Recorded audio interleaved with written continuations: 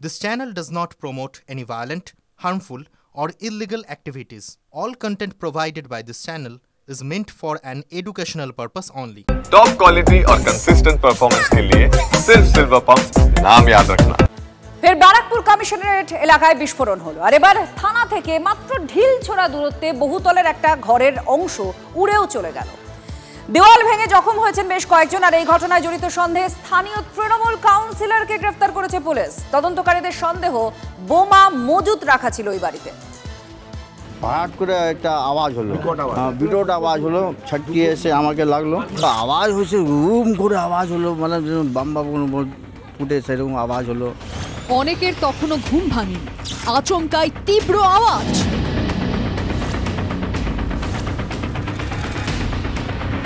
ফের ব্যারাকপুর কমিশনারেট এলাকায় বিস্ফোরণে উঠল বহুতলের একাংশ। জড়িত সন্দেহে গ্রেফতার তৃণমূল কাউন্সিলর। হাত বাড়ালে টিটাগড় থানা, একটু দূরে ক্যান্টনমেন্ট এলাকা, এমন একটা জায়গায় বিস্ফোরণ। একটা বাচ্চাকে দেখাচ্ছি যে অল্পের জন্য বেঁচে গেছে, সেই 10 ফুট বাই 8 ফুট চাঙড় ভেঙে তার পিঠের পাশে পড়েছিল। চোট লাগে কিউ ऊपर से क्या गिरा था? पत्थर गिरा। আওয়াজ হয়েছে, রুম করে আওয়াজ হলো, মানে বাম ফুটে সেরকম আওয়াজ হলো, পড়ে গেল বা ছিটকি হয়ে গেল। বিস্ফোরণের অভিঘাতে কেঁপে ওঠে গোটা এলাকা। বহুতলের একাংশ ভেঙে পড়ে 5টি বাড়ি ক্ষতিগ্রস্ত হয়। পুলিশের সন্দেহ বোমা মজুদ ছিল বহুতলে। এটা ল্যাক অফ পুলিশিং সঠিকভাবে আমি বলতে পারবো না, কিন্তু এটা বলতে পারছি কি এটা নিয়ে আমাদের চোখ খুলেছে। আমরা এরপরে যুদ্ধস্তরে সব দিকে সার্চ করব, সব দিকে দেখব। বহুতলের প্রমোটারের অভিযোগ, যে ঘরে বিস্ফোরণ হয় সেটি টিটাগড়ের 4 নম্বর ওয়ার্ডের তৃণমূল কাউন্সিলর মোহাম্মদ রিয়াজ উদ্দিন ওরফে আরমান মণ্ডলের। ভোটের সময় এই ঘরটি নিয়েছিলেন ভোটের কাজের জন্য। তারপর থেকে তিনি আর ঘরের চাবি ফেরত দেননি। আর সেই আরমান মণ্ডল ও তার 2 সঙ্গীকে গ্রেফতার করেছে পুলিশ। এতদিন উংলি তুললো না, আজকে আছে আমি না উপরে যাই না কোনোদিন আমি যাই উপরে, এইখানে লেডিস বাচ্চারা খেলে তো আমার কি দেখা আছে। বিস্ফোরণের ঘটনায় এনআইএ তদন্ত চেয়ে সুর চড়িয়েছেন ব্যারাকপুরের প্রাক্তন সাংসদ অর্জুন সিং। যদিও ঘটনা থেকে দূরত্ব রাখার চেষ্টা শাসক দলের। বাংলার মানুষ নট সেফ। মমতা ব্যানার্জির হাতে থাকলে বাংলার মানুষ সেফ নয়। এখানে এয়ারফোর্সের ইন্টেলিজেন্স ইনভলভ হওয়া দরকার আছে, এখানে এনআইএ ইনভলভ হওয়া দরকার আছে।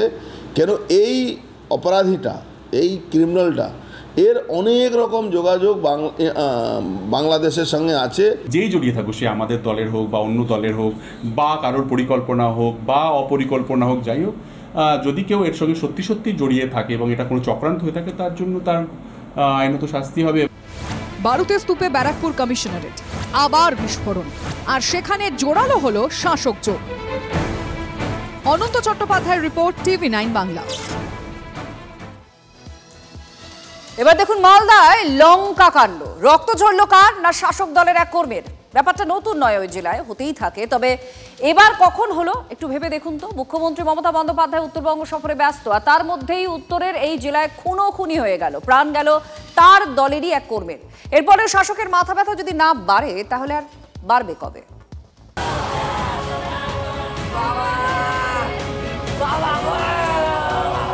তৃণমূল কর্মী সুবল ঘোষের পরিবার এখনো বিশ্বাস করতে পারছে না, এ কি হয়ে গেল। ইংরেজবাজার থানা এলাকার মহদীপুর গ্রাম পঞ্চায়েতের বারোদুয়ারি, রক্ত ঝরেছে সেখানেই। বাবাকে মেরেছে, কোপ মেরেছে, একাধিকবার কোপ মেরেছে, একবার কোপ না, গলার শ্বাস না লিখে দিয়েছে। কতজন ছিল ওরা? 6-7 জন মেরেছে। অনেক দিন ধরে মানে আমার জায়গা তো টিএমসি করে, ওরা মানে বিরোধী পার্টি বিজেপি করে, তো ওরা মানে অনেক দিন ধরে তকাতকি চলছিল, তো ওরা অনেক দিন ধরে প্ল্যান করেছিল।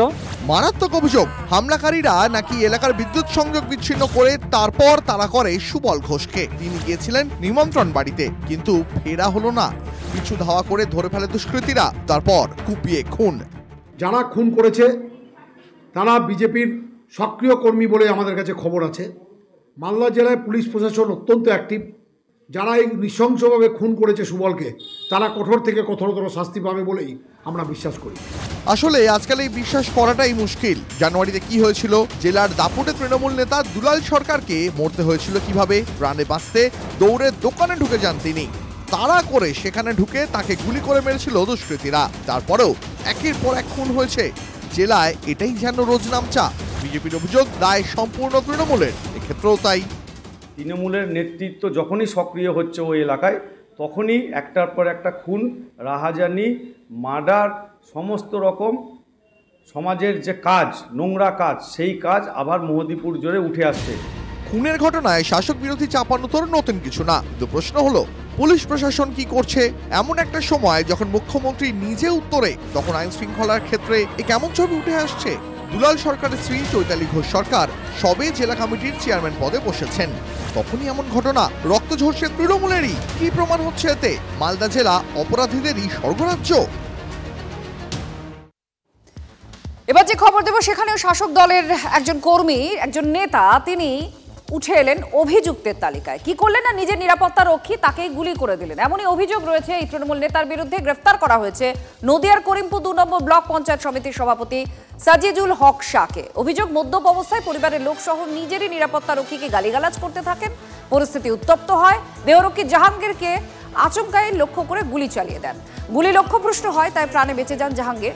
এরপরে তৃণমূল নেতার বিরুদ্ধে থানায় অভিযোগ দায়ের করেন রাজ্য পুলিশের কনস্টেবল পদে কর্মরত ওই দেহরক্ষী। ঘটনাস্থলে পৌঁছে গ্রেফতার করা হয় ওই তৃণমূল নেতাকে। উদ্ধার হয়েছে 3টে আগ্নেয়াস্ত্র সহ 8 রাউন্ড কার্তুজ। আর সূত্রের যা খবর, 6 মাস আগেও নিজের এক দেহরক্ষীকে একইভাবে আক্রমণ করেছিল অভিযুক্ত তৃণমূল নেতা সাজিজুল। মাটি ডিসিআর কাটে আর উনি মাটি কাটান 3 বিঘা। এই এসিগুলো হয়েছে সব অবৈধ টাকায়। এর প্রতিবাদটা আমি সহসভাপতি হিসেবে করি, তাই উনি প্ল্যান করে, সরকারের সিকিউরিটি আমার কাছে আছে, প্ল্যান করে কালকে নাইটে আমার বাড়িতে আর্মস নিয়ে গিয়ে আমাকে অ্যারেস্ট করেছে। ঠিক আছে, অভিযোগ করছেন যে আপনি গুলি চালাচ্ছেন, এটা কি সত্যি? একদম মিথ্যা কথা। আমার কাছে পুলিশ থাকে, আমি কি করে গুলি চালাতে পারি? চরের জমির মাটি কাটাচ্ছে, 5 কাঠা জমি ডিসিআর কেটে ও বিঘার পর জমি ও মাটি কাটাচ্ছে, বিঘার পর বিঘা। যে দেহরক্ষী ছাড়া, পুলিশ ছাড়া যার বাড়ির বাইরে বেরোনোর সাহস নেই, তিনি তার দেহরক্ষীকে গুলি করলেন। এর পেছনে হয়তো গভীর কোনো চক্রান্ত থাকতে পারে। প্রায় 17টা মার্ডার এরকম হয়েছে এবং তার সঙ্গে প্রত্যক্ষ এবং পরোক্ষভাবে যুক্ত এই সাজিদুল হক। তার দেহরক্ষীকে গুলি করে মারতে পারে, এর চেয়ে নিম্নমানের কাজ কি হতে পারে? বিজেপির উদ্দেশ্যই হচ্ছে সারা পশ্চিমবাংলা ব্যাপী একটা আলোড়ন তোলা।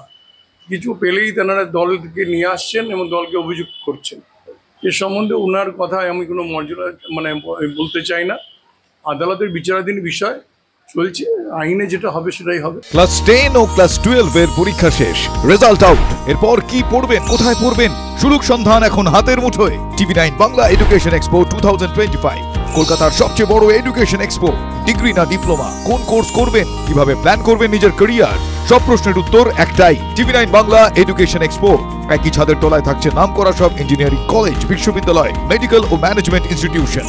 TV9 বাংলা এডুকেশন এক্সপো 2025, 31শে মে ও 1 জুন বোস ইনস্টিটিউটে, কলেজ মোড়, সেক্টর 5, সকাল 10টা থেকে সন্ধ্যে 7টা পর্যন্ত। এন্ট্রি একেবারে ফ্রি।